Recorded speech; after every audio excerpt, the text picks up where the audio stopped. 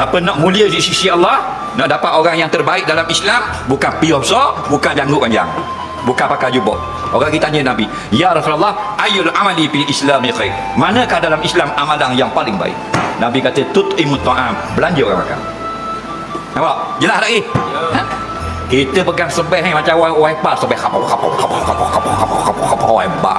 Kedekut nak mampu. Nampak tak? Ha, janggut setu punggung jalan. Faham? Nah, ha, nyando macam ke bapak tak tahu. Kedekut nak saya. Janganlah. Al-bakhilu ba'idu minallah. Orang kedekut jauh daripada Allah. Orang dah ingat biar mu tajam macam kubur sejik. Serbang besar ada kolos sejik. Orang dah ingat. Faham? Ni, imam ni tanda murah. Faham? Kalau boleh sekedar, boleh gaji. Hari ni boleh gaji 3,500 boleh gaji. Ajak orang sejik minum air kedai. Tak kira. Semeja. Hei, semeja. Sekedar apa? Kalau jaya gading sekedar kedai kopi berapa? Ya. Ada 60 ya tu tak? 70 ya. Ayo.